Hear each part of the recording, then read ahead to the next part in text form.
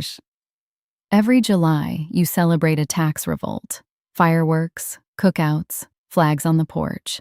A whole country throwing a party for people who got so angry about being taxed, they threw a king's tea into a harbor and fought a war over it. We love that story. We put it on the money. So here's a strange question. If we admire those people that much for getting angry about a tax, why don't we feel anything at all about ours?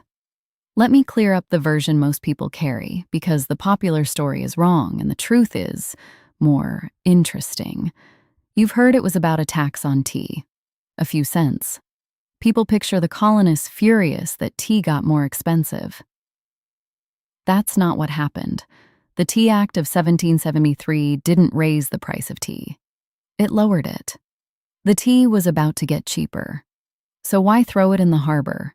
Because it was never about the price. It was about who gets to decide. The tax was set by a parliament 3,000 miles away that they had no vote in, no voice in, no say in. They didn't rebel because the number was too high. They rebelled because nobody asked them.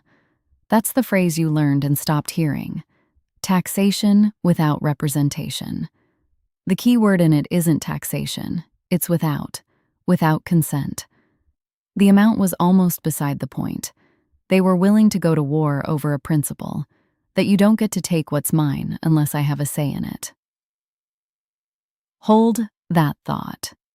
Now, I want to show you the number. The colonists revolted over the principle of a tax most of them barely paid. Here's what you pay. Add it all up. Federal income tax, state income tax, the payroll taxes pulled before you ever see your check, sales tax, property tax, gas tax. And a typical American pays around a third of everything they earn, 30 cents on every dollar. The Tax Foundation put it plainly. Americans spend more on taxes than on food, clothing, and housing combined. Now, you've probably heard people say they take half. I won't inflate a number to make you angry. Half is not what the average person pays. But it's not crazy either. Because in a high-tax state, on the last dollar a high earner makes, the combined rate really can brush up against 50%. That's a top marginal rate, not the average. The feeling points at something real, but the honest number, for most people, is around a third. 30 cents on every dollar you earn, gone, decided by people you'll never meet. The colonists threw a war over a tax they had no say in. You hand over a third of your life's work to a system you have no real say in either, and you set off fireworks to celebrate the people who wouldn't. What changed? Here's the part that usually gets left out, because it complicates the easy story. When the colonists won, they didn't build what we have now. They built something smaller first. For about a decade, this country ran under the Articles of Confederation, a central government so deliberately weak it couldn't even tax people directly. It had to ask the states for money. It couldn't raise an army on its own. It was, on purpose, almost powerless. And here's where I have to be straight with you. That system had real problems. The central government couldn't pay its war debts. The states fought each other over trade. There was an armed uprising, Shays' Rebellion. It struggled to put down.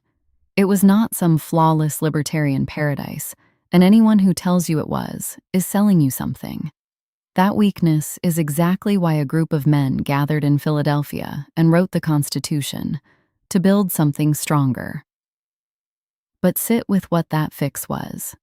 The cure for a government too weak was one that could tax you directly, raise standing armies, and grow into the thing we have today, that takes a third of everything you make. We had a dial, turned almost all the way down, and because the low setting had problems, we turned it up. The honest question isn't whether the articles were perfect, it's whether we had to turn it this far, and whether there was nothing in between. The man who wrote the Constitution's strongest critique saw exactly this.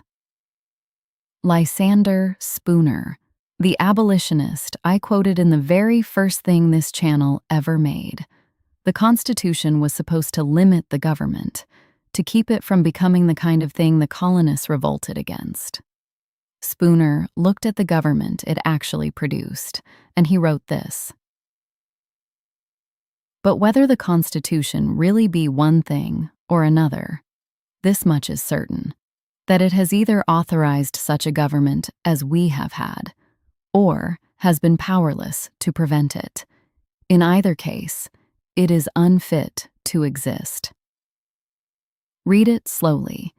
He's laying a trap with 2 doors, and both lead to the same room. Either the document allowed the government we got, and it failed at the one job we praise it for, or it tried to stop it and couldn't, and it failed anyway. There's no third option where it worked. So here's the uncomfortable turn, and I'm not going to hand you a flag to wave or a villain to hate. I'm not telling you taxes are theft.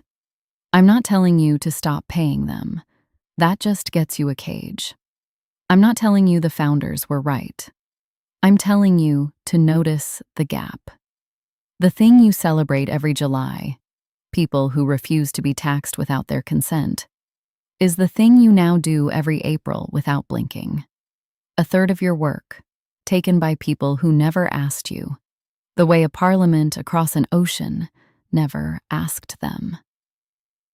The colonists felt that as an outrage worth a war. We feel it as a Tuesday. I'm not asking you to be angry. I'm asking why you're not. They threw the tea in the harbor over the principle of the thing. You hand over a third of your life over the principle of nothing, out of habit, because it's just how it works. Maybe that's fine. Maybe you decide it's the price of the roads and you're at peace with it. That's a real answer, and it's yours to make. But make it. Don't sleepwalk past it once a year while the fireworks go off over a revolt you'd never join. I'm Anarcho Voice.